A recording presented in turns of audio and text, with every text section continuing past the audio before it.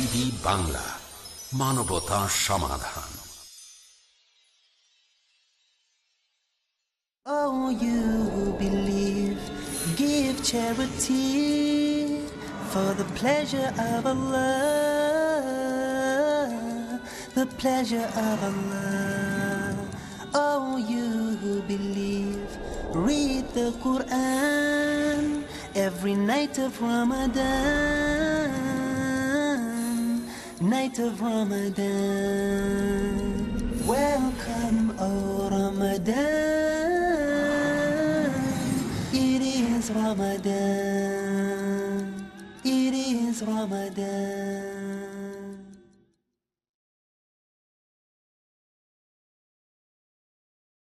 প্রিয় মুসলিম এবং অমুসলিম ভাই ও বোনেরা, আসসালামু আলাইকুম ওয়া রাহমাতুল্লাহি ওয়া বারাকাতুহু। আমাদের স্রষ্টা মহান আল্লাহ তাআলার দয়া, শান্তি এবং রহমত সবার উপর বর্ষিত হোক।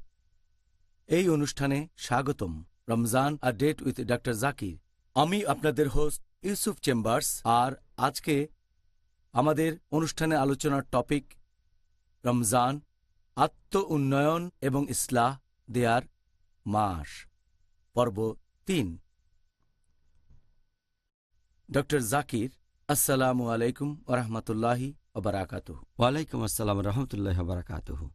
ডক্টর জাকির, আজকে এটা আমাদের তৃতীয় পর্ব, যেটার টপিক হল আত্ম উন্নয়ন এবং ইসলাহ এই পবিত্র রমজান মাসে।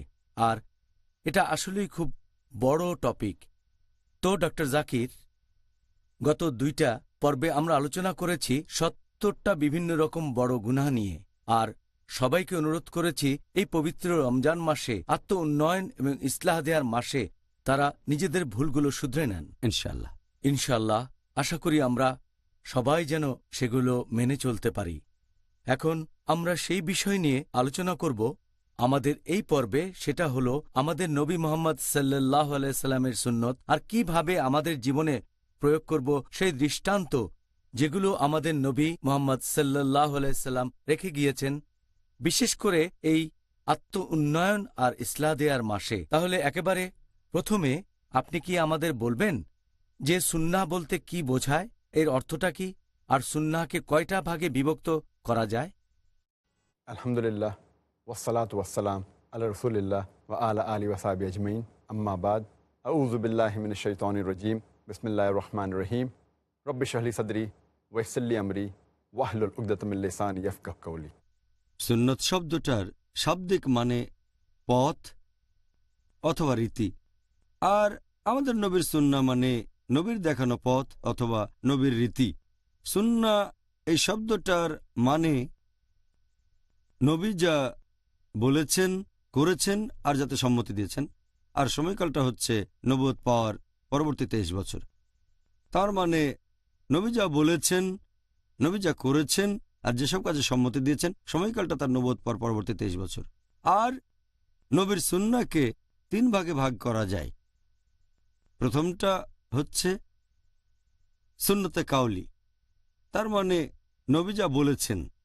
দ্বিতীয়টা হচ্ছে সুন্নতে ফাইলি, তার মানে নবী যে কাজগুলো নিজে করেছেন। তৃতীয়টা হচ্ছে সুন্নতে তাকরিরি, যার মানে নবীর মৌখিক সম্মতি। তাহলে আমাদের প্রিয় নবীর সুন্নাহগুলোকে প্রধানত এই 3 ভাগে ভাগ করা যায়। আচ্ছা, আপনি বেশ সুন্দরভাবে আমাদের বললেন। এখন আপনি কি আমাদের দর্শকদের জন্য আর আমার জন্য এই বিভিন্ন ক্যাটাগরির সুন্নতের কিছু উদাহরণ কি উল্লেখ করবেন? প্রথম টাইপের সুন্নতের কথা যদি বলেন, তার মানে সুন্নতে কাউলি, নবী যা বলেছেন। যেমন ধরেন মুহাম্মদ সাল্লাল্লাহু আলাইহি ওয়াসাল্লাম বলেছেন, সহিহ বুখারী খণ্ড নম্বর 1 বুক অব আজান হাদিস নাম্বার 631, নবী বলেছেন, তোমরা আমার মতো করে নামাজ পড়ো। আমাদের নবীর এটা নির্দেশ, নবীর মুখের কথা, আর মুসলিম হিসেবে আমাদের দায়িত্ব সেটা মেনে চলা। দ্বিতীয় টাইপের সুন্নতের উদাহরণ সুন্নতে ফাইলি, তার মানে আমাদের নবী যা করেছেন। এই হাদিসটা আছে যেমন ধরেন সহিহ বুখারীতে খণ্ড নম্বর 1 বুক অব আজান হাদিস নাম্বার 736। এখানে একজন সাহাবী বর্ণনা দিয়েছেন, যখনই আমি নবীকে নামাজ পড়তে দেখেছি তিনি কাঁধ পর্যন্ত হাত উঠাতেন, আর যখন তাকবীর দিতেন তিনি আবারও একই কাজ করতেন, কাঁধ পর্যন্ত হাত উঠাতেন, তারপর রুকুতে যেতেন। যখন তিনি উঠতেন তখন বলতেন সামি আল্লাহু লিমান হামিদা, যে আল্লাহ ইবাদতকারীদের দোয়া কবুল করেন, আল্লাহ সুবহানাহু ওয়া তাআলা। তারপর আবারও একই কাজ করতেন, হাত তুলতেন কাঁধ পর্যন্ত। তবে এই কাজটা তখন করতেন না, কাঁধ পর্যন্ত হাত তুলতেন না, যখন দুই সিজদার মাঝখানে তাকবীর দিতেন। তাহলে এটা নবীর একটা কাজ, সাহাবী কাজটা দেখেছেন, তারপর বর্ণনা দিয়েছেন। এটা হয়ে গেল সুন্নতে ফাইলি। তৃতীয় টাইপের সুন্নতটা হচ্ছে সুন্নতে তাকরিরি। নবী যেসব কাজে সম্মতি দিয়েছেন, এরকম একটা হাদিস আছে সুনান আবু দাউদে, খণ্ড নম্বর 1, বুক অব সালাহ, হাদিস নাম্বার 1262, যে একবার নবী ফজরের নামাজ পড়লেন, ফজরের নামাজের জামাতে ইমামতি করলেন। নামাজ শেষ হয়ে গেলে নবী দেখলেন যে এক লোক নামাজ শেষে উঠে দাঁড়ালো, তারপর আরও 2 রাকাত নামাজ পড়ল। নবী বললেন, ফজরের নামাজ তো মাত্র 2 রাকাত, তুমি আরও 2 রাকাত নামাজ পড়ছো কেন? সে বলল, আমি ফরজ নামাজ পড়ার আগে 2 রাকাত সুন্নত নামাজ পড়িনি, সেজন্য আমি নামাজটা এখন পড়ছি। নবী চুপ করে থাকলেন। যেহেতু নবী সেখানে চুপ ছিলেন, এর মানে তিনি সম্মতি দিয়েছেন, কারণ কাজটা ভুল হলে নবী হিসেবে তার দায়িত্ব শুধরে দেয়া। যেহেতু চুপ ছিলেন তার মানে সম্মতি দিয়েছেন। এই হচ্ছে 3 ক্যাটাগরির সুন্নতে তাকরিরি, যেটাতে নবী সম্মতি দিয়েছেন। এই 3 টাইপের সুন্নতের মধ্যে যদি সব হাদিসই সহিহ হয়, সবগুলো খাঁটি হয়, যে সুন্নতের গুরুত্ব সবচেয়ে বেশি সেটা হচ্ছে সুন্নতে কাউলি। তার মানে আমাদের নবী যা বলেছেন, কারণ সেটাই সবচেয়ে স্পষ্ট। নবী যখন কিছু বলেছেন অথবা যখন কোনো নির্দেশ দিচ্ছেন, তার মানে ইচ্ছে করে কাজটা করেছেন, একটা উদ্দেশ্য আছে, এজন্য এই হাদিসের গুরুত্ব সবচেয়ে বেশি। এর পরেরটা হচ্ছে সুন্নতে ফাইলি, তার মানে নবী যা করেছেন, নবী যা করেছেন সেটা কোনো সাহাবী দেখেছেন, তারপর বর্ণনা দিয়েছেন। তবে এটা এমনও হতে পারে যে নবী বিশেষ কিছু কাজ করেছেন প্রয়োজনের খাতিরে, সেটা হয়তো স্বাভাবিক রীতি না, সেজন্য নবীর বলা কথাগুলোর চেয়ে কাজগুলোর গুরুত্ব কম। কথা বলেছেন সচেতনভাবে, এটাই জেনারেল রুলিং। আর যদি নবীর কথা আর কাজের পার্থক্য দেখা যায়, এমন হলে কথার গুরুত্ব বেশি পাবে, কারণ সেই কাজের পেছনে হয়তো অন্য কোনো যুক্তি ছিল অথবা কোনো উদ্দেশ্য ছিল। যে সেই কাজটা দেখেছে সে হয়তো ব্যাপারটা জানতো না। এরকম বেশ কিছু উদাহরণ আছে, ইনশাল্লাহ আমরা পরে সেগুলো নিয়ে আলোচনা করব। আর তৃতীয় টাইপের সুন্নতটা হচ্ছে সুন্নতে তাকরিরি, নবীর সম্মতি। যদি তিনি চুপ করে থাকেন তার মানে সম্মতি দিয়েছেন, সেটার অনুমতি আছে। ডক্টর জাকির, আমাদের প্রিয় নবী মোহাম্মদ সাল্লাল্লাহু আলাইহি ইসলামের এই সুন্নতগুলির গুরুত্ব ইসলামে ঠিক কতখানি? নবীর সুন্নতগুলোর কথা যদি বলেন, এটা হলো ইসলামের উৎসগুলোর মধ্যে দ্বিতীয় গুরুত্বপূর্ণ। যদি ইসলাম সম্পর্কে জানতে চান, 1 নম্বর উৎস হচ্ছে কোরআন, আর দ্বিতীয়টা আমাদের নবীর সুন্নত। এ দুটো উৎস ছাড়া ইসলামকে ভালোভাবে বুঝতে পারবেন না। দুটোই গুরুত্বপূর্ণ, পবিত্র কোরআন এবং আমাদের প্রিয় নবী মুহাম্মদ সাল্লাল্লাহু আলাইহি সাল্লামের হাদিস। আর সুন্নতগুলোর গুরুত্বের কথা যদি বলেন, আল্লাহ পবিত্র কোরআনে বলেছেন সূরা নিসা অধ্যায় নম্বর 4 আয়াত নম্বর 59, আতিউল্লাহ ওয়া আতিউর রাসূল, আল্লাহকে মানো এবং রাসূলকে মেনে চলো, এবং যারা তোমাদের মাঝে ক্ষমতার অধিকারী। তবে কোনো বিষয়ে তোমাদের মধ্যে মতভেদ ঘটলে উপস্থাপিত করো আল্লাহ এবং রাসূলের কাছে, যদি বিশ্বাস করো আল্লাহ এবং শেষ বিচারের দিনে। এটাই উত্তম এবং এটাই পরিমাণে প্রকৃষ্টতর। এখানে পবিত্র কোরআনের এই শব্দটা হচ্ছে আতিউন, যার অর্থ মেনে চলা। বলা হয়েছে আতিউল্লাহ ওয়া আতিউর রাসূল, আল্লাহ এবং তার রাসূলকে মেনে চলো। তাহলে মেনে চলতে বলা হচ্ছে আল্লাহ এবং তার রাসূলকে, কিন্তু তাদের বেলায় বলা হয়নি যারা তোমাদের মধ্যে ক্ষমতার অধিকারী। তার মানে এক বাক্যে মেনে নেওয়াটা শুধুমাত্র আল্লাহ এবং রাসূলের ক্ষেত্রে। তারপরে আয়াতে বলা হয়েছে যে যদি তোমাদের মধ্যে, তাদের মধ্যে যারা ক্ষমতার অধিকারী, যদি মতভেদ দেখা দেয় উপস্থাপন করো আল্লাহ এবং রাসূলের কাছে। আল্লাহ এবং রাসূল চূড়ান্ত ক্ষমতার অধিকারী। বলা হয়নি উপস্থাপন করো তাদের কাছে যারা ক্ষমতার অধিকারী। আমরা জানি যে অনেক সময় বিশেষজ্ঞগণ একমত হতে পারেন না। যদি তাদের মধ্যে এমন মতভেদ দেখা দেয় আল্লাহ এবং রাসূলের কাছে ফিরে যাব আমরা।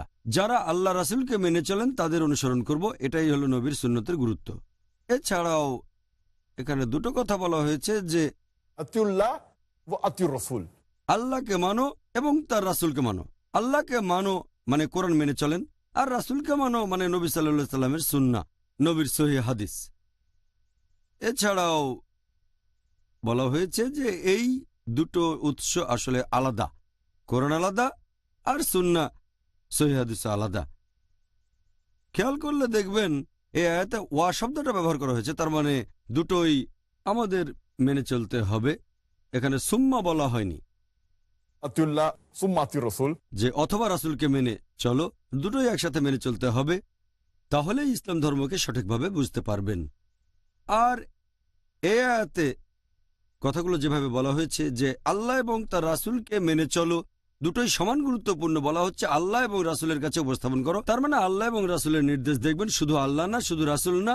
ইসলামিক শরিয়া বুঝতে গেলে এই দুটোই খুবই গুরুত্বপূর্ণ। আর শেষ পয়েন্টটা দেখবেন, সেটা পবিত্র কোরআনের এই আয়াতে বলা হয়েছে, ইয়া আইয়ুহাল্লাযীনা আমানু, হে মুমিনগণ। আতিউল্লাহ ওয়া আতিউর রসুল, তার মানে আল্লাহ এবং তার রাসূলকে মেনে চলবে সব বিশ্বাসীরা। এটা শুধু সাহাবাগণের জন্যই নয়, অথবা কয়েকজন বিশ্বাসী না, সব বিশ্বাসীদের জন্য। পবিত্র কোরআন বলছে সূরা জিন অধ্যায় নম্বর ৭২ আয়াত নম্বর ২৩, বলা হয়েছে যদি আল্লাহ ও তার রাসূলকে অমান্য করো তাহলে তোমাদের জন্য রয়েছে দোজখের আগুন, সেখানে তোমরা চিরস্থায়ী হবে। তার মানে যদি আল্লাহ এবং রাসূলকে মেনে না চলেন তাহলে দোজখে থাকবেন, বেহেশতে যেতে পারবেন না। এছাড়াও বলা হয়েছে যে যদি আল্লাহ ও তার রাসূলকে অমান্য করেন আপনার কাজগুলো নিষ্ফল হবে।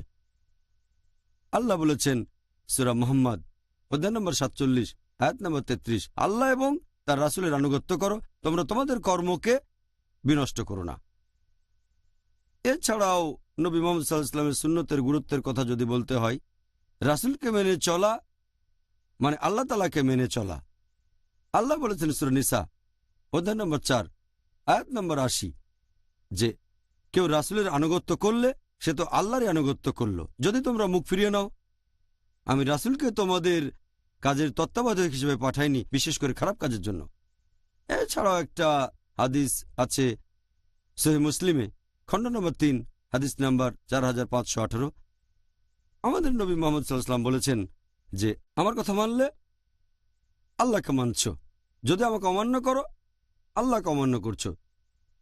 তাহলে রাসূলকে মেনে চলা মানে আল্লাহ সুবহানাহু ওয়া তাআলাকে মেনে চলা। এছাড়াও আল্লাহ পবিত্র কোরআনে বলেছেন সূরা নাজম অধ্যায় নম্বর ৫৩ আয়াত নম্বর ৩ ও ৪ যে আল্লাহর রাসূল কোনো মন গড়া কথা বলেন না।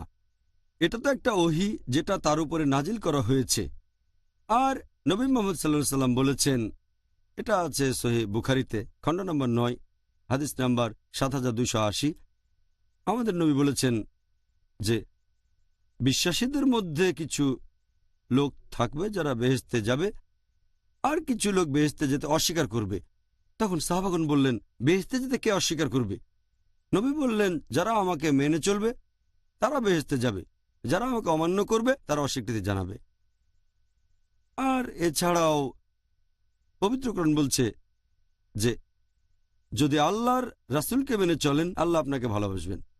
আল্লাহ বলেছেন সূরা আলে ইমরান অধ্যায় নম্বর ৩ আয়াত নম্বর ৩১, আল্লাহ বলছেন মুহাম্মদ সাল্লাল্লাহু আলাইহি সাল্লামকে বলো, তাদের বলো যদি আল্লাহকে ভালোবাসো আমাকে অনুসরণ করো, মানে রাসূলকে।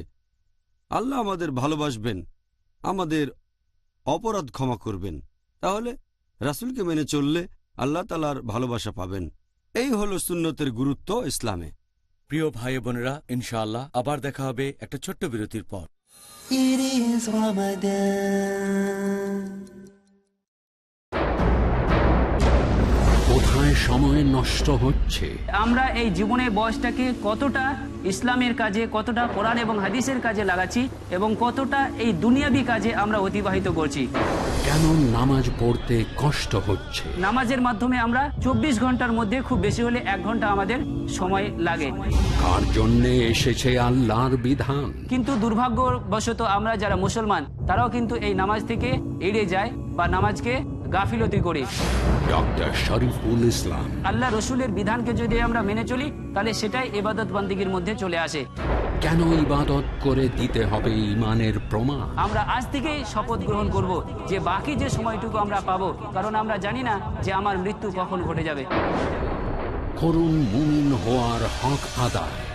দেখুন আল্লাহর নৈকট্য লাভের উপায় প্রতি শুক্রবার বিকেল 3:30 বাংলাদেশে ও বিকেল 3টে ভারতে, পিস টিভি বাংলায়।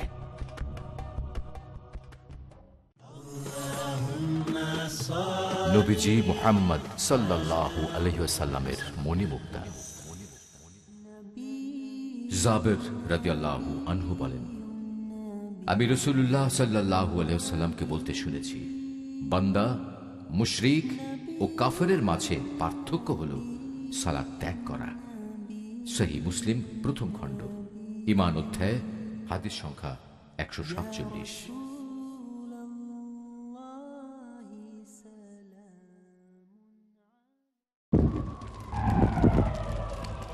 Dialogue.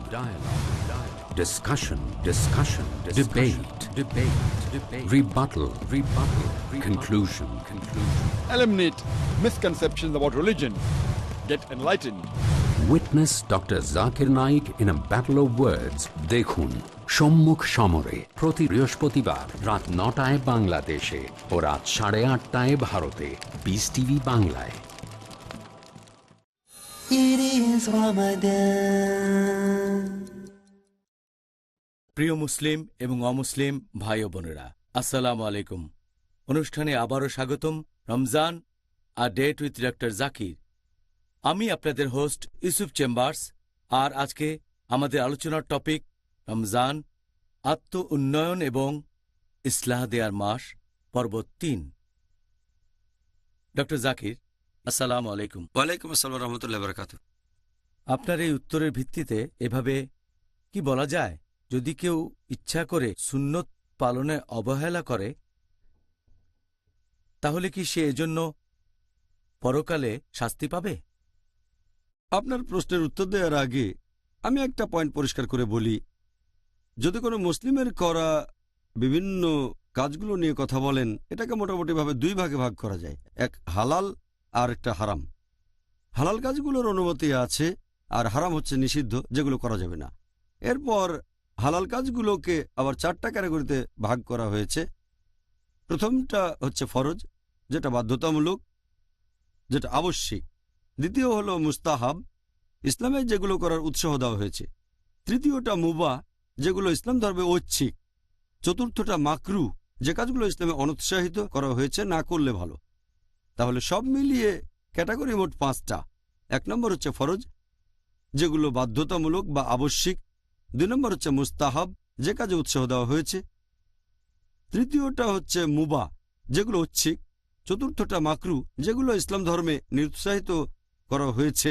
5 নম্বর হচ্ছে হারাম, যেগুলো ইসলাম ধর্মে নিষিদ্ধ। এখন কেউ যদি কোনো ফরজ কাজ করে যেটা বাধ্যতামূলক, এজন্য সে পুরস্কার পাবে, তার মানে পজিটিভ পয়েন্ট পাবে। যদি কেউ ফরজ কাজগুলো না করে, সেজন্য সে শাস্তি পাবে, নেগেটিভ পয়েন্ট পাবে।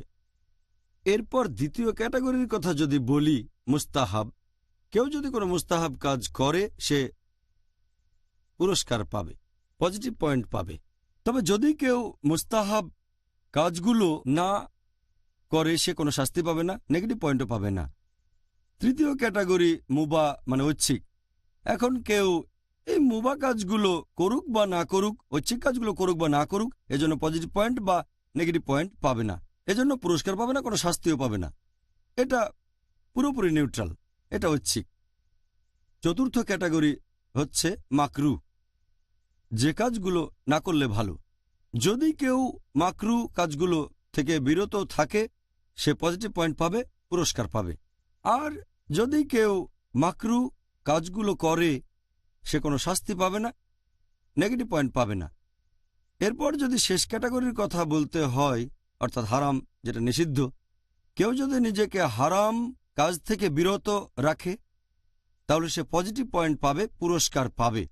যদি হারাম কাজ করে তাহলে শাস্তি পাবে, নেগেটিভ পয়েন্ট পাবে। এই হলো সংক্ষেপে ইসলাম ধর্মে 5টা ক্যাটাগরির কাজ। এবারে সুন্নার ব্যাপারটা নিয়ে বলি। সুন্না হচ্ছে 2 প্রকার। প্রথমটা হচ্ছে লুগুই সুন্না, অর্থাৎ সুন্নার আবিধানিক অর্থ, নবী যা বলেছেন করেছেন আর যা সম্মতি দিয়েছেন। তাহলে সুন্নত যদি হয় লুগুই, তার মানে যদি সুন্নতের শাব্দিক অর্থ নেন, এই প্রথম 4টার একটাতে পড়বে। এমনও হতে পারে যে এই সুন্নতটা ফরজ, অথবা হতে পারে মুস্তাহাব, অথবা হতে পারে মুবাহ, কিংবা হতে পারে মাকরু। তাহলে সুন্নার শাব্দিক অর্থ সেটা 4টা ক্যাটাগরি যে কোনো একটাতে পড়তে পারে। যেমন ধরেন, যে সুন্না ফরজ ক্যাটাগরিতে পড়ে, মুহাম্মদ সাল্লাল্লাহু আলাইহি ওয়াসাল্লাম ফরজ নামাজ পড়েছেন, জোহরের নামাজ পড়েছেন, তিনি 5 ওয়াক্ত নামাজ সবগুলো পড়েছেন। এগুলো আমাদের নবীর করা কাজ, নবী কথা বলেছেন, তবে এটা পড়বে ফরজ ক্যাটাগরিতে। এরপর সেই সুন্নত মুস্তাহাব হবে যে নবী তিনি ফজরের নামাজের আগে 2 রাকাত সুন্নত নামাজ পড়েছেন। ফজরের নামাজের আগে 2 রাকাত সুন্নত, এটা হচ্ছে মুস্তাহাব, উৎসাহিত করা হয়েছে। এটা দ্বিতীয় ক্যাটাগরি। তৃতীয় ক্যাটাগরি মানে মুবাহ, যে মুহাম্মদ সাল্লাল্লাহু আলাইহি সাল্লামের লম্বা চুল ছিল, এটা ঐচ্ছিক, চাইলে লম্বা চুল রাখতে পারেন, এটা অপশনাল, এটার অনুমতি আছে। এরপর 4 নম্বর ক্যাটাগরি মানে মাকরু। লোকে হয়তো বলবে, নবী কি এমন কিছু করবেন যা মাকরু? তারা অবাক হয়ে যাবে, ডক্টর জাকির কি বলছে? নবীর সুন্নত কি মাকরু হতে পারে? আমি একটা উদাহরণ দিচ্ছি। একটা হাদিস বলছে যে নবী মুহাম্মদ সাল্লাল্লাহু আলাইহি সাল্লাম বলেছেন যে তোমরা দাঁড়িয়ে কিছু পান করো না। দাঁড়িয়ে কিছু পান করা এটা মাকরু, ঠিক? তাহলে মুস্তাহাব হচ্ছে বসে পান করা।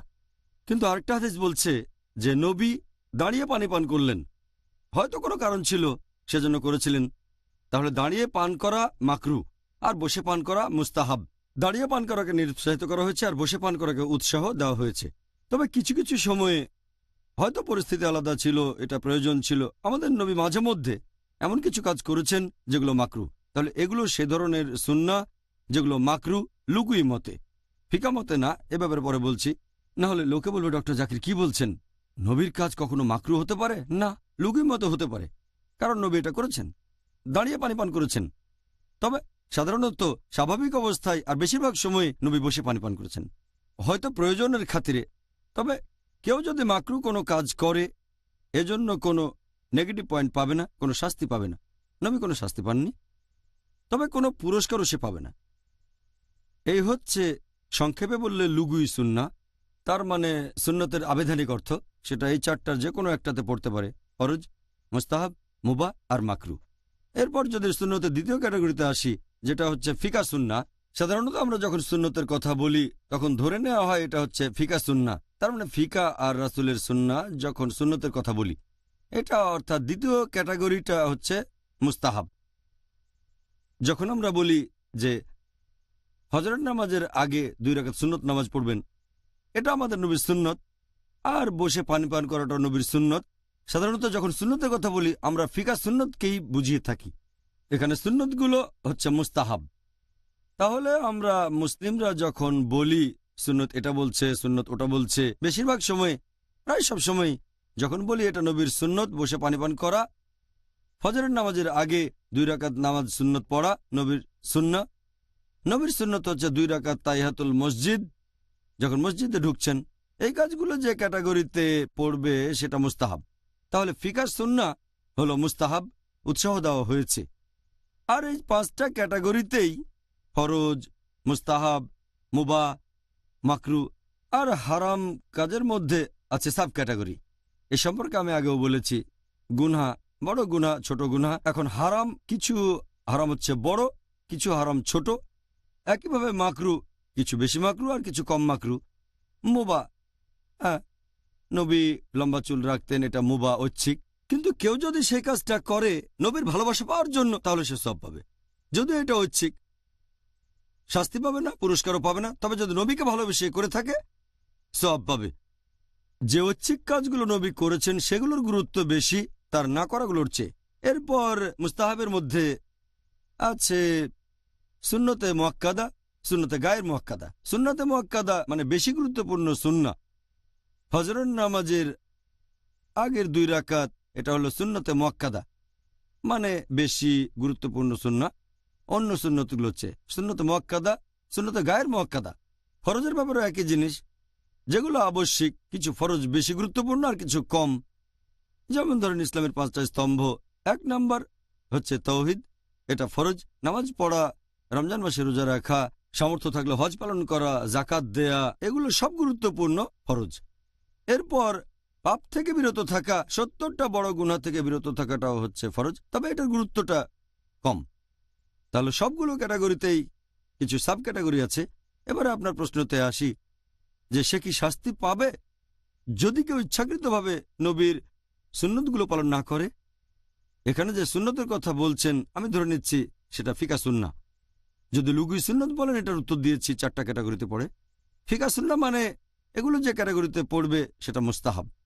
এ ব্যাপারে একটু আগেই বলেছি যে যদি কোনো মুস্তাহাব কাজ করেন অর্থাৎ ফিকা সুন্নাহ, আপনি পুরস্কার পাবেন, সেজন্য আশীর্বাদ পাবেন। যদি সুন্নতে মুআক্কাদা হয় বেশি সওয়াব পাবেন। সুন্নতে গায়ের মুআক্কাদার চেয়েও বেশি, এখানেও সওয়াব পাবেন, তবে কিছুটা কম।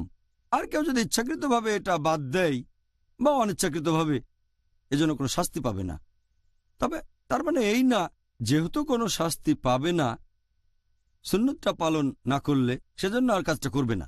কিন্তু আমরা মানুষরা প্রতিদিন অনেক ভুল করি, অনেক গুনাহ করে থাকি, প্রতিদিন পাপের ভেতরে জড়িয়ে পড়ি। এই সুন্নাহ যখন পালন করব তখন অতিরিক্ত পয়েন্ট পাবো, এজন্য পুরস্কার পাবো। এতে করে আমাদের বিভিন্ন ভুল কাজ আর গুনার ক্ষতিটা পূরণ হতে পারে। যেসব গুনাহ করি সেগুলোর ক্ষতিপূরণ হবে, যে ভুল করি, যেসব গুনাহ করি। আর সেজন্য আমরা মুসলিমরা যতদূর পারি সুন্নত পালন করে যাব। যেহেতু শাস্তি পাবো না তার মানে এই না যে কাজটা করা উচিত না। সত্যি বলতে আমরা যতদূর পারি সুন্নত পালন করব, ফিকা সুন্নাহ যেগুলো মুস্তাহাব, যাতে করে আমাদের অন্যান্য ভুল কাজ আর গুনার ক্ষতিপূরণ করতে পারি। এটা বেহেশতে যেতে আমাদের সাহায্য করবে। ওহ সুবহানাল্লাহ, আপনি যে নিয়মের কথা বললেন সেটা এতটাই ন্যায়সঙ্গত। যদি আমরা কেউ ভুল করি একটা ক্ষেত্রে, তাহলে সেটা পূরণের সুযোগ পাবো আরেক। আলহামদুলিল্লাহ, আলহামদুলিল্লাহ, আল্লাহ পরম করুণাময়। সেজন্য তিনি আমাদের সুযোগ দিয়েছেন যাতে করে আমরা সরল পথে থাকতে পারি আর বেহেশতে যেতে পারি। সুবহানাল্লাহ।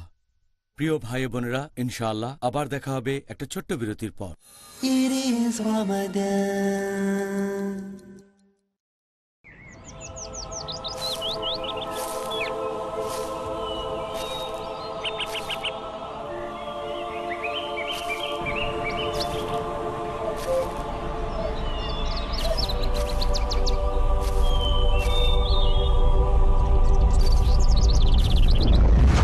সকল বিনিয়োগের আছে তাদের নিজস্ব ঝুঁকি আর প্রতীক্ষার ক্ষণ।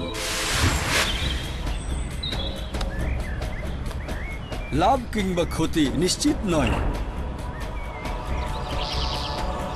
তবে এমন কি কোনো বিনিয়োগের কথা আপনার জানা আছে যা আশ্বাস দেবে নিশ্চিত লাভের, এই জীবনে না বরং পরকালে? হ্যাঁ, এমন একটা বিনিয়োগ যা আল্লাহ সুবহানাহু ওয়া তাআলার পথে। আমাদের সাথে অংশ নিন আল্লাহ সুবহানাহু ওয়া তাআলার সত্যবাণী ছড়াতে মানব জাতির কাছে। পিস টিভির সাথে থাকুন। আপনার জাকাত ও দানের অর্থ পাঠাতে পারেন IRFI Al Ryan Bank 47 Calthorpe Road, Birmingham, UK. Post code B151TH। Pound account number 01132301। IBAN GB49 ARAY 30008301 132301। Sort code 300083। Swift BIC code ARAY GB22।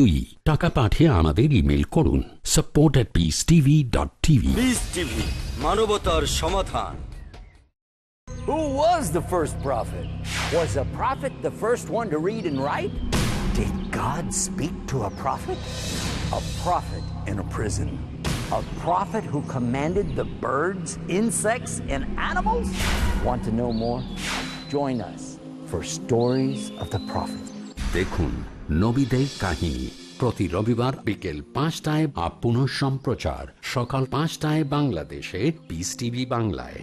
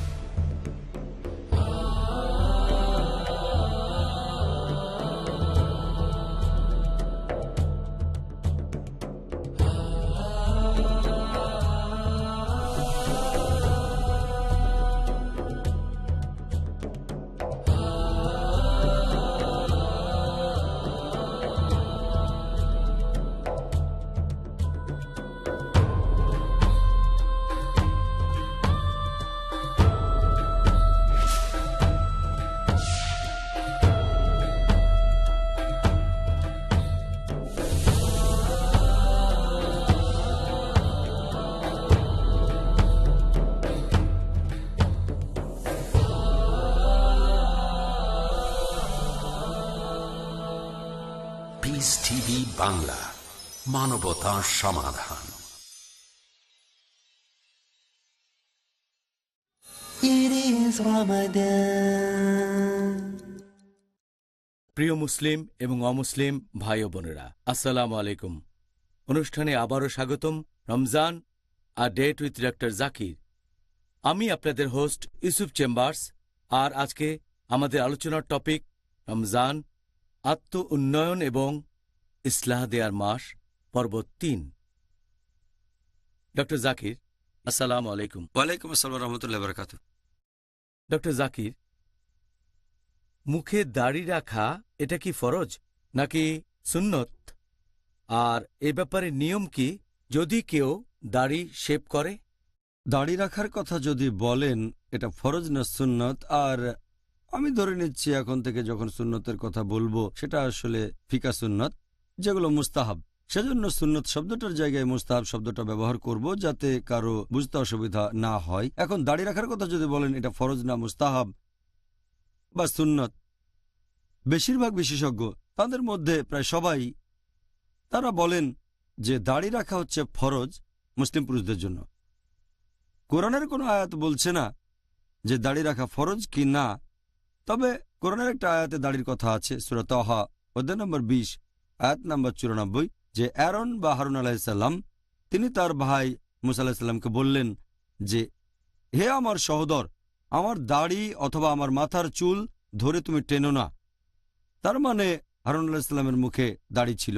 আমরা যদি নবী রাসূলগণের সিরাত পড়ি তাহলে দেখব আল্লাহ তাআলার সব নবী রাসূলগণেরই দাড়ি ছিল। আলহামদুলিল্লাহ, সব ধার্মিক লোকজন যারা আল্লাহ সুবহানাহু ওয়া তাআলার নির্দেশ মেনে চলেছেন অথবা সাহাবীগণ, তাদের দাড়ি ছিল। এখন এটাকে ফরজ বলা হয়েছে, তার ভিত্তি হচ্ছে নবী সাল্লাল্লাহু আলাইহি সাল্লামের একটা হাদিস। এটা আছে সহিহ বুখারীতে, খণ্ড নম্বর 7, বুক অব ড্রেস, হাদিস নম্বর 5892। ইবনে ওমর রাদিয়াল্লাহু আনহু বর্ণনা করেছেন যে নবী বলেছেন, মুশরিকরা যা করে তোমরা তার উল্টোটা করো, মূর্তি পূজারীরা যা করে তোমরা দাড়ি রাখো আর ছোট করে মোচ রাখো। এই হাদিস এবং এরকম আরো হাদিস আছে সহিহ মুসলিম আর সহিহ বুখারীতে। বিশেষজ্ঞগণ বলেন যেহেতু এটা আমাদের নবী মুহাম্মদ সাল্লাল্লাহু আলাইহি ওয়াসাল্লামের নির্দেশ, সেজন্য কাজটা প্রত্যেক মুসলিমের জন্যই হচ্ছে ফরজ, দাড়ি রাখতে হবে। বেশিরভাগ বিশেষজ্ঞ আলহামদুলিল্লাহ, প্রায় সবাই, 4 জন ইমামও আছেন, 4 মাযহাবের ইমাম, ইমাম আবু হানিফা, ইমাম মালিক, ইমাম শাফি, ইমাম আহমদ ইবনে হাম্বল, আল্লাহ তাদের সবাইকে শান্তিতে রাখুন, তারা সবাই বলেন দাড়ি রাখাটা হচ্ছে ফরজ। তাহলে সুন্নি 4টা মাযহাবের মতে দাড়ি রাখা ফরজ।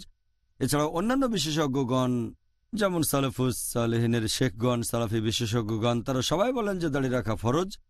এ ব্যাপারে কোনো মতভেদ নেই। আর শেখ ইবনে তাইমিয়ার মতে তিনি বলেছেন যে পবিত্র কোরআন অনুযায়ী, আমাদের নবীর সুন্নত অনুযায়ী আর বিশেষজ্ঞগণের ইজমা অনুযায়ী দাড়ি রাখা হচ্ছে ফরজ। আর যদি কেউ দাড়ি শেভ করে ফেলে এটা হারাম, এটা নিষিদ্ধ। বিভিন্ন মাযহাবের বিশেষজ্ঞগণের মতে হানাফি, শাফি, মালিকি, হাম্বলি সবাই বলেন দাড়ি শেভ করা হারাম, সব বিশেষজ্ঞ। তবে কিছু বিশেষজ্ঞ, সংখ্যায় খুবই কম, তারা বয়স্ক বিশেষজ্ঞগণের মধ্যে, তারা এভাবে বলেন যে দাড়ি রাখা হচ্ছে মুস্তাহাব আর শেভ করাটা হচ্ছে মাকরু। দাড়ি রাখা মুস্তাহাব আর শেভ করা মাকরু। খুবই কম বয়স্ক কিছু বিশেষজ্ঞ। তবে রিসেন্টলি বর্তমান বিশেষজ্ঞগণের মধ্যে কয়েকজন পাবেন যারা বলেন এটা ফরজ না মুস্তাহাব, যেমন শেখ আবু জহরা, শেখ জাদুয়াল হক, ইনি একসময় আল আজহার ইউনিভার্সিটির ভাইস চ্যান্সেলর ছিলেন, শেখ ইউসুফ আল কারদাভি, এরকম সামান্য কয়েকজন বিশেষজ্ঞ আছেন। আর আপনি যদি উত্তর আমেরিকায় যান, যদি নর্থ আমেরিকান ফিকা কাউন্সিলের ফতোয়া শোনেন, এই ফিকা কাউন্সিলের অনেক বিশেষজ্ঞ এই কথা বলেছেন যে দাড়ি রাখা ফরজ না, এটা মুস্তাহাব, রাখলে পুরস্কার পাবেন, তবে ফরজ না। আর শেভ করাটা হারাম না, মাকরু। তবে সামগ্রিকভাবে আগের দিনের বিশেষজ্ঞগণ প্রায় সবাই একমত হয়েছেন যে দাড়ি রাখা হচ্ছে ফরজ আর শেভ করাটা হচ্ছে হারাম। আচ্ছা ডক্টর জাকির, এখন এই দাড়ির দৈর্ঘ্য কতখানি হওয়া উচিত? কারণ এক একজনের দাড়ির দৈর্ঘ্য এক এক রকম, আর এটা দেখে অনেকে দ্বিধাদ্বন্দ্বে পড়ে যেতে পারেন যে ওহ, আমি কেমন দাড়ি রাখব। এ ব্যাপারে নবী সাল্লাল্লাহু আলাইহি ওয়াসাল্লাম কি করতেন? দাড়ির দৈর্ঘ্য কেমন হবে এ সম্পর্কে যদি বলেন, এ ব্যাপারে বিশেষজ্ঞগণের মতভেদ আছে যে দাড়ির দৈর্ঘ্য কতখানি হওয়া উচিত। দুটো মত আছে।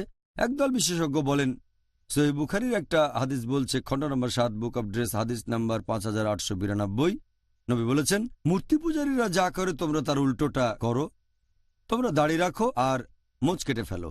যেহেতু নবী বলেছেন দাড়ি রাখো, তার মানে বিশেষজ্ঞগণ বলেন দাড়ি রাখতে হবে, ব্যাস। এরপরের হাদিস সহিহ বুখারী খণ্ড নম্বর 7 বুক অব ড্রেস, হাদিস নম্বর 5893, যে তোমরা ছোট করে মোচ কাটো আর দাড়ি বড় করো। প্রথম দলের বিশেষজ্ঞগণ বলেন দাড়ি বড় করো মানে যত বড়ই হোক, টাচ করবেন না, দাড়ি রাখবেন আর কাটবেন না। সেজন্য আপনি দাড়ি ছাঁটবেন না অথবা কামাবেন না, যতদূর পারেন দাড়িটাকে দিন দিন আরো বড় করতে থাকেন। এটা তাদের মতামত।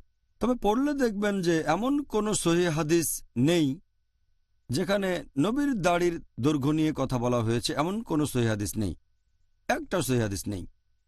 তবে শেখ ওতাইমের মত অনুযায়ী তিনি বলেছেন, আমরা বুঝতে পারছি যে হাদিসটা যখন বলছে তোমরা দাড়ি রাখো অথবা দাড়ি বড় করো, তার মানে দাড়ি স্পর্শই করবেন না, লম্বা হতে পারে যতখানি সম্ভব হয়ে যাক। আর যদি কেউ শেভ করে সেটা হারাম।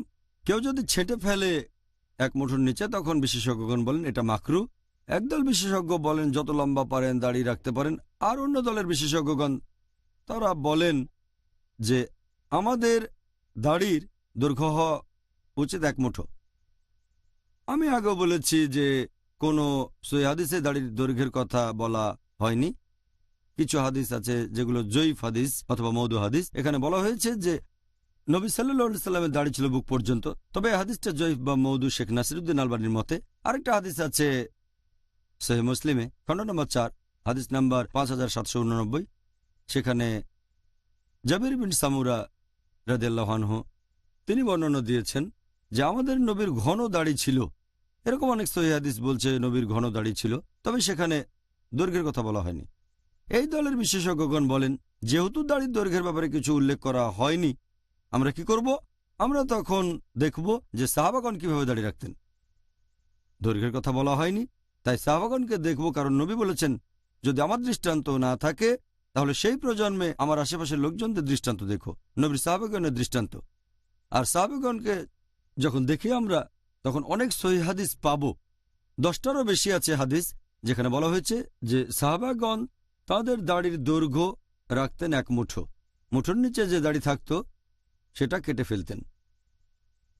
আপনারা দেখবেন ইবনে ওমর রাদিয়াল্লাহু আনহু, ইবনে আব্বাস রাদিয়াল্লাহু আনহু, আবু হুরায়রা রাদিয়াল্লাহু আনহু, তারা সবাই নবীর খুব কাছাকাছি থাকতেন, তারা দাড়ি ছাঁটতেন। এমনকি যে সাহাবেগণ এই হাদিসের বর্ণনা দিয়েছেন, ইবনে ওমর রাদিয়াল্লাহু আনহু, এই হাদিসটা আছে সহিহ বুখারীতে খণ্ড নম্বর 7 বুক অব ড্রেস, হাদিস নম্বর 5892। ইবনে ওমর রাদিয়াল্লাহু আনহু হাদিসটা বর্ণনা দিয়েছেন যে নবী বলেছেন, মূর্তি পূজারীরা যা করে তোমরা তার উল্টোটা করো, দাড়ি রাখো আর মোচ কেটে ফেলো। এর ঠিক পরপরই এই হাদিসে আরো বলা হয়েছে যে যখনই ইবনে ওমর রাদিয়াল্লাহু আনহু উমরা বা হজ পালন করতেন, উমরা আর হজের পরে মুঠো করে নিজের দাড়ি ধরতেন আর মুঠোর নিচে যেটুকু থাকতো সেটা কেটে ফেলতেন। চিন্তা করেন যে সাহাবাগণ হাদিসের বর্ণনা দিয়েছেন, সেই সাহাবাগণ ইবনে ওমর, ইবনে আব্বাস, আবু হুরায়রা, আল্লাহ সবার উপরে সন্তুষ্ট হন, তারা সবাই কঠোরভাবে নবীর সুন্নাহ পালন করেছেন। তারা হাদিসের বর্ণনা দিয়েছেন যে মোচ কেটে ফেলতে হবে, দাড়ি রাখতে হবে, দাড়ি বড় করবেন। নবী যা চেয়েছিলেন তারা সেটাই বলেছেন। তারা দাড়ি ছেটেছেন কেন? যদি প্রথম দলের বিশেষজ্ঞের কথা সঠিক হয় যে দাড়ি বড় করতে থাকেন, বড় করবেন মানে কত বড়? নবী যতখানি রেখেছেন। আর এই সম্পর্কে যদি নবী কিছু না বলে থাকেন তাহলে দেখব সাহাবাগণকে আমরা এভাবে হাদিসগুলোকে বিশ্লেষণ করব। এজন্য শেখ নাসিরুদ্দিন আলবানী বলেছেন যে দাড়ির সঠিক দৈর্ঘ্য হবে নিজের হাতের এক মুঠো। আর তিনি বলেছেন, যেমন ধরেন যখন হাদিস বিশ্লেষণ করব, যদি নবী কিছু বলেন সেটার গুরুত্ব সবচেয়ে বেশি। কথা না থাকলে কাজগুলো দেখেন, কাজ না থাকলে সম্মতি যদি সেটাও না থাকে আমরা সাহাবাগণের দৃষ্টান্ত দেখব, তারা কি বলেছেন, তারা কি করেছেন। তাহলে মেনে নিচ্ছি যে সাহাবাগণ নবীকে অনুসরণ করতেন। এমন কোন সহিহ হাদিস পাবেন না যেখানে নবী বলেছেন অথবা কোনো সাহাবী বর্ণনা করেছেন যে তারা দাড়ি ছাড়তেন না। 10টারও বেশি সহিহ হাদিস বলছে যে সাহাবীগণ মুঠোর নিচের দাড়ি ছেঁটে ফেলতেন। যদি এরকম একটা সহিহ হাদিসও বলতো যে অমুক সাহাবী কখনোই দাড়ি কাটেননি, তাহলে এমন হওয়ার সম্ভাবনা ছিল যে দুপক্ষই সঠিক। কিন্তু এমন কোনো সহিহ হাদিস নেই যেটা বলছে সাহাবীগণ কখনো দাড়ি ছাড়তেন না। বরং 10টারও বেশি সহিহ হাদিস বলছে সাহাবাগণ মুঠোর নিচের দাড়ি ছেঁটে ফেলতেন। শেখ নাসিরুদ্দিন আলবানীর মতে হাতের মুঠোর নিচের দাড়িটা ছেঁটে ফেলা হচ্ছে ফরজ, আবশ্যিক। আর যদি কেউ এক মুঠোর নিচে লম্বা দাড়ি রাখে, ওনার মত অনুযায়ী এটা মাকরু। মাকরু না করলে ভালো, এটা বেশ শক্ত ফতোয়া শেখ নাসিরুদ্দিন আলবানীর, তিনি বেশ কঠোর।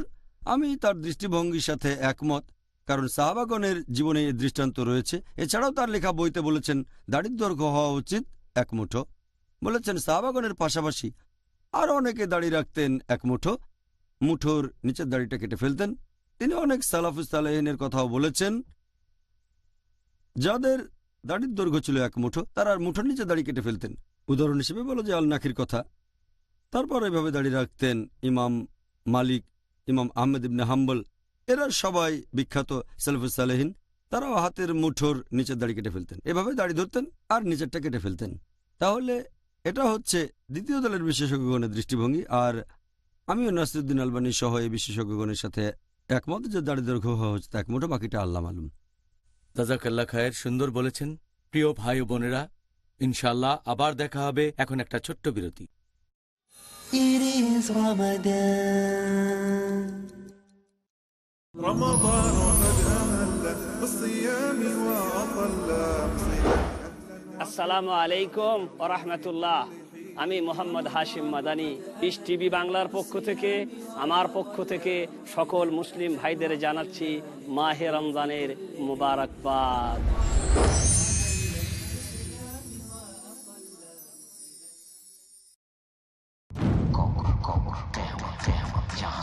ভয়ঙ্কর শাস্তি। কবর হচ্ছে মরার পরে প্রথম বিপদ। যখনই কোনো মানুষকে কবরে রাখা হয় তখন তার নিকটে দুইজন ফেরেশতা আসেন, একজনের নাম মুনকার আর একজনের নাম নাকির। কবরে হঠাৎ করে দুইজন ফেরেশতা ঢুকে গেলেন যাদের আকার আকৃতি সবুজ কালো। শয়তানের পরিণতি। কবরের জমিন তাকে এভাবে চেপে ধরে, তখন তার ডান দিকের হাড়গুলি বাম দিকে ঢুকে যায়, বাম দিকের হাড়গুলি ডান দিকে ঢুকে যায়, ঠিক এইভাবে। তাহলে বাঁচার কি উপায়? জানার জন্য দেখুন কবরের শাস্তি, প্রতি বুধবার রাত 10:30 বাংলাদেশে ও রাত 10টায় ভারতে, পিস টিভি বাংলায়। সমানতা। কোরআন তো বিশ্বের সকল জ্ঞানের উৎস, এখান থেকে জ্ঞানকে বের করে নিতে হবে। ঘোষণা। সৌরজগৎ সূর্যকে কেন্দ্র করে, তার গ্রহগুলো একটি চমৎকার শৃঙ্খলার ভিতর দিয়ে ঘুরছে। পৃথিবী ঘুরছে তার আপন কক্ষপথে। গবেষণা। আল্লাহ সুবহানাহু ওয়া তাআলা কি পরিমাণ শৃঙ্খলার ব্যবস্থা করেছেন। ডক্টর আহমদুল্লাহ ত্রিশালী। সব আলোচনা এখানে চলে আসতে পারে। হে আল্লাহ মালিকাল মুলক, সকল সৃষ্টি জগতের মালিক তুমি। যা মজবুত করে দেবে ঈমান, কোরআন ও আধুনিক বিজ্ঞান। পরবর্তী অনুষ্ঠান পিস টিভি বাংলায়। It is Ramadan. প্রিয় মুসলিম এবং অমুসলিম ভাই ও বোনেরা, আসসালামু আলাইকুম। অনুষ্ঠানে আবারও স্বাগতম। রমজান আর ডেট উইথ ডক্টর জাকির। আমি আপনাদের হোস্ট ইউসুফ চেম্বার্স। আর আজকে আমাদের আলোচনার টপিক রমজান, আত্ম উন্নয়ন এবং ইসলাহ দেয়ার মাস, পর্ব 3। ডক্টর জাকির, আসসালামু আলাইকুম। ওয়ালাইকুম আসসালাম রহমতুল্লাহ বারাকাতুহু। ডক্টর জাকির, এটা কি সুন্নত যে আমরা মাথা ঢেকে রাখব, মানে টুপি পরব?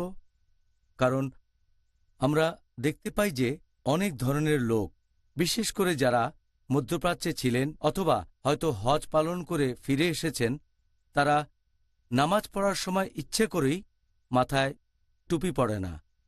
এরকম করার কি বিশেষ কারণ আছে?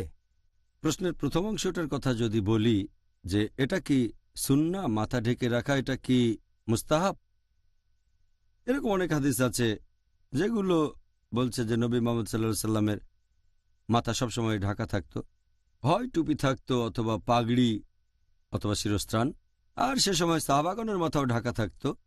এই হাদিসটা আছে সহিহ মুসলিমে, খণ্ড নম্বর 2, বুক অফ হাজ, হাদিস নম্বর 3148। বলা হয়েছে যে নবী সাল্লাল্লাহু আলাইহি সাল্লাম যখন মক্কা বিজয়ের দিনে মানুষজনের সাথে দেখা করতেন তখন কালো পাগড়ি পরতেন। অনেক হাদিস বলছে নবী মাথা ঢেকে রাখতেন। এছাড়া আরেকটা হাদিসের বর্ণনা দিয়েছেন ইবনে ওমর।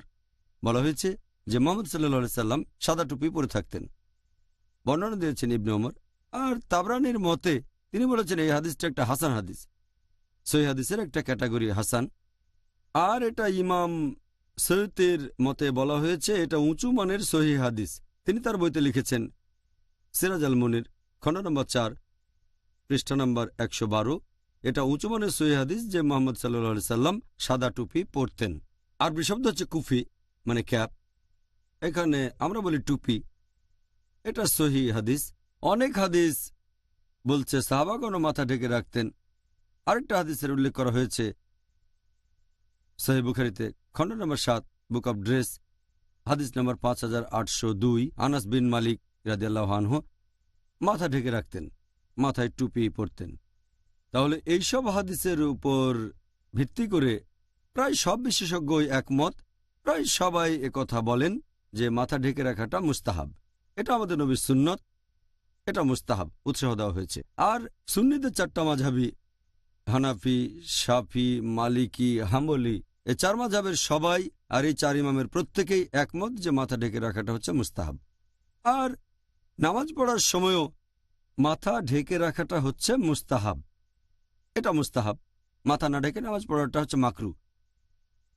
তারপর আপনি দেখবেন মধ্যপ্রাচ্য থেকে লোকজন যখন ফিরে আসে অথবা হজ করে ফিরে আসে, আমাদের দেশে ওইটা দেখা যায় যে আগেকার দিনে কয়েক বছর আগে, 10-15 বছর আগে যেসব লোক মসজিদে নামাজ পড়তো তাদের 99% অথবা তারও বেশি লোক যখন মসজিদে নামাজ পড়তে যেত মাথা ঢেকে রাখত, হয়তো 20 বছর আগে।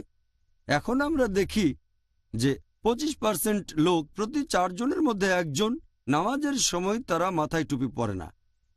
এর কারণ হচ্ছে আগের দিনের লোক জানতো এটা মুস্তাহাব মাথা ঢেকে রাখা, তাই অন্য সময় মাথা না ঢাকলেও নামাজের সময় তারা তাদের মাথা ঢেকে রাখতো। আলহামদুলিল্লাহ, যদিও অন্য সময় তারা মাথা ঢেকে রাখতো না, তবে নামাজের সময় মাথা ঢাকতো, কাজটা তো ভালো।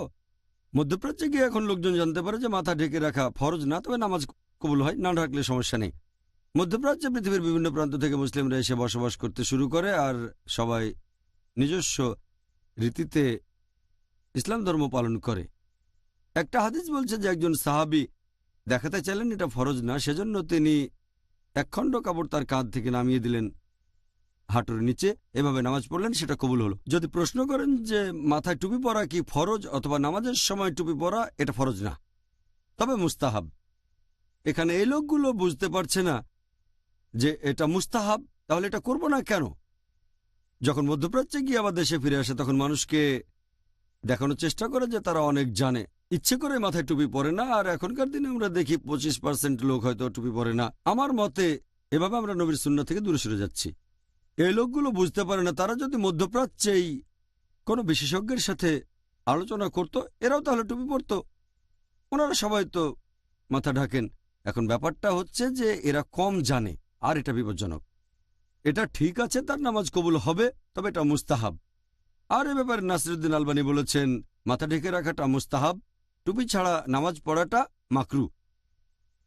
তিনি বলেছেন যে হযরত ইবনে আব্বাস একটা হাদিসের বর্ণনা দিয়েছেন যে মুহাম্মদ সাল্লাল্লাহু আলাইহি সাল্লাম তিনি তার টুপি খুলে রাখলেন নিজের সামনে যখন তিনি নামাজ পড়ছিলেন। এটা একটা জয়ীফ হাদিস, সহিহ হাদিস না।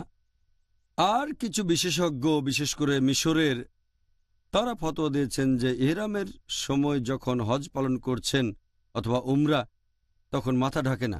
নামাজও কবুল হয়, সেজন্য টুপি পরা নামাজের পূর্ব শর্ত না।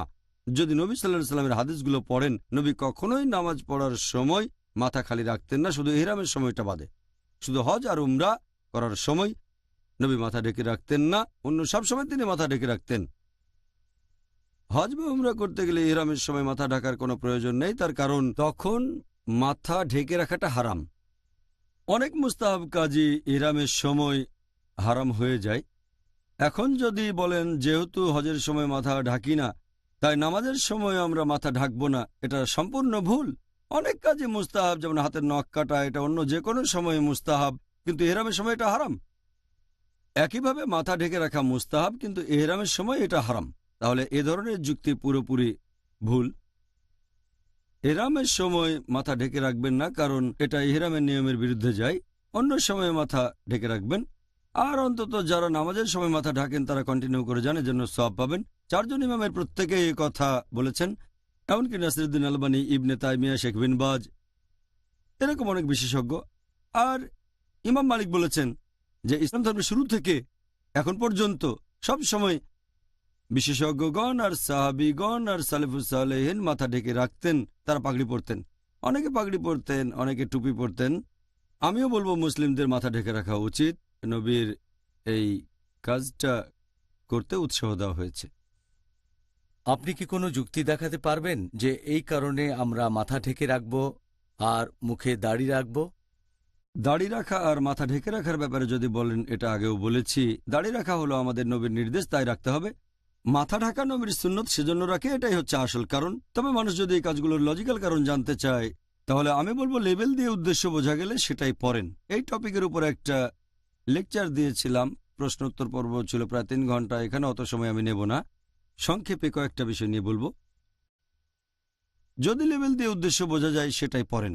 যদি যান কোনো কনফারেন্সে, সেখানে প্রত্যেকে একটা লেবেল লাগায়, নাম লেখা থাকে যে ডক্টর ওমক, এটা হলো ইনফরমাল পরিচিতি। যদি কোনো কনফারেন্সে যান যেটা শুধু বিশেষজ্ঞ ডাক্তারদের, যেখানে কেউ কার্ডিওলজিস্ট, কেউ নিউরোলজিস্ট আর কেউ নেফ্রোলজিস্ট, এভাবে ইনফরমাল পরিচয়টা হয়ে যাচ্ছে। একইভাবে মাথায় টুপি পরা, মাথা ঢেকে রাখা আর মুখে দাড়ি, এটা ইনফরমাল পরিচয় যে আপনি মুসলিম। আল্লাহ পবিত্রকরণে বলেছেন সূরা আনাম অধ্যায় নম্বর 6 আয়াত নম্বর 54, ওয়াইযা জাআকাল্লাযিনা ইউমিনুনা বিআয়াতিনা ফাকুল সালামুন আলাইকুম। যখন তাদের দেখবে যারা আমার আয়াতে ঈমান এনেছে, তখন বলো আসসালামু আলাইকুম, শান্তি বর্ষিত হোক। রাস্তায় বের হলে মুসলিমদের চিনবেন কিভাবে? বিশেষ করে ভারতে বা পশ্চিমা বা অন্যান্য দেশগুলোতে কে মুসলিম, এগুলো হচ্ছে মুসলিমদের চেনার কিছু উপায়। আমাদের কোনো দরকার নেই নতুন লেভেল। নবী যে লেভেল দিয়ে গেছেন সেগুলোই সেরা। মাথা ঢেকে রাখা, মুখে দাড়ি রাখা, আর এতে ফলও পাবেন।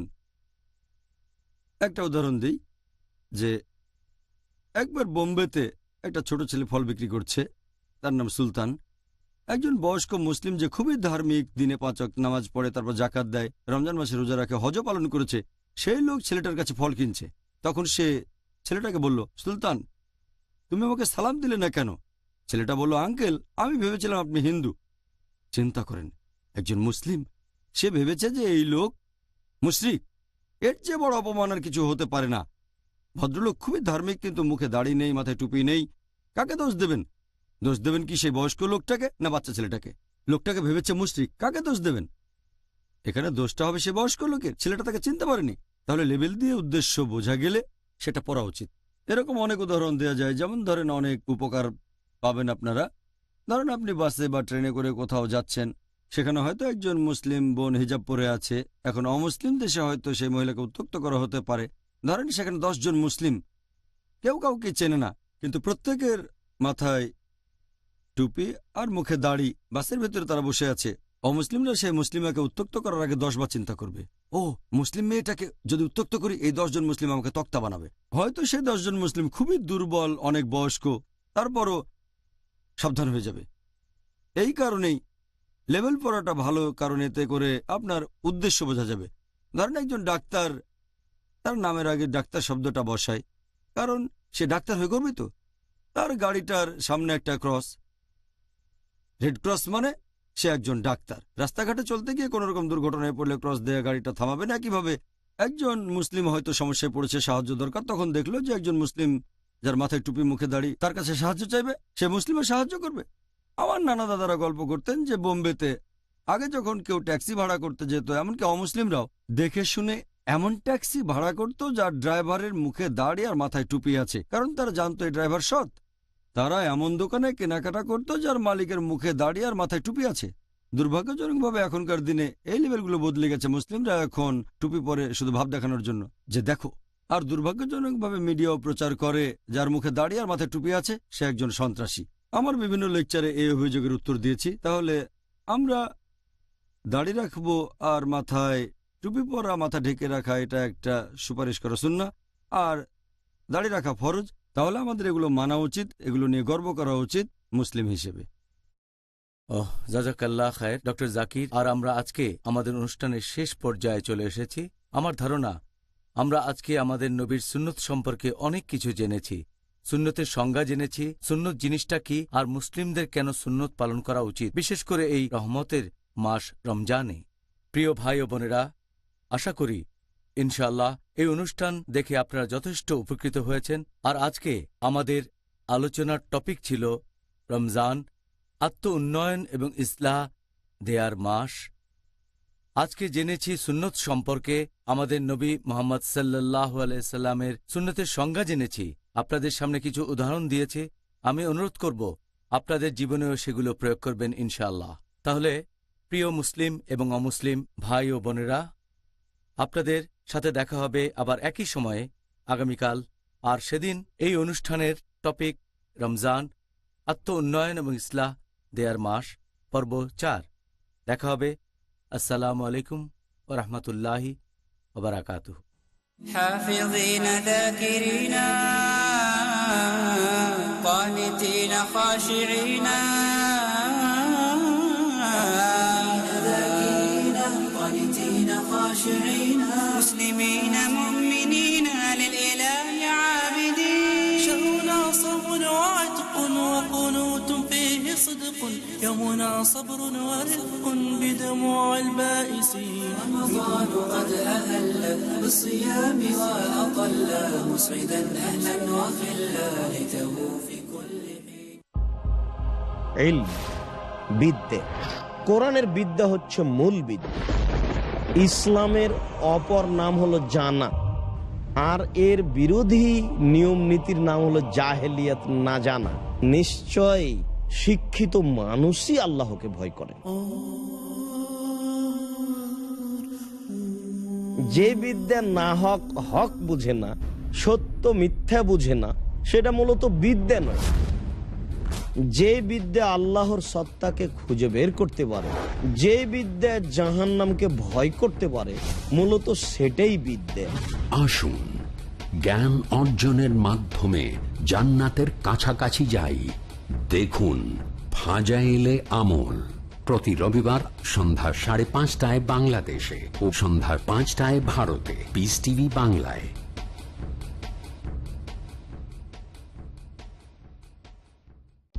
মানুষ অনেক রাস্তায় চলে, কিন্তু জান্নাতে যাওয়ার শুধু একটি রাস্তা,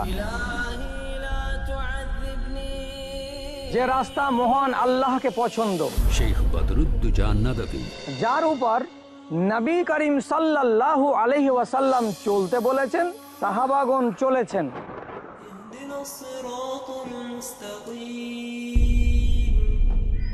কি করে খাঁটি ঈমানের পথে চলে আল্লাহকে রাজি করা যায় তা জানতে হলে দেখুন পথ ও পাথেয়, শুধু পিস টিভি বাংলায়। দেখুন পথ ও পাথেয় প্রতি শনিবার সন্ধ্যা 5:30 বা পুনঃ সম্প্রচার সকাল 10:30 বাংলাদেশে, পিস টিভি বাংলায়।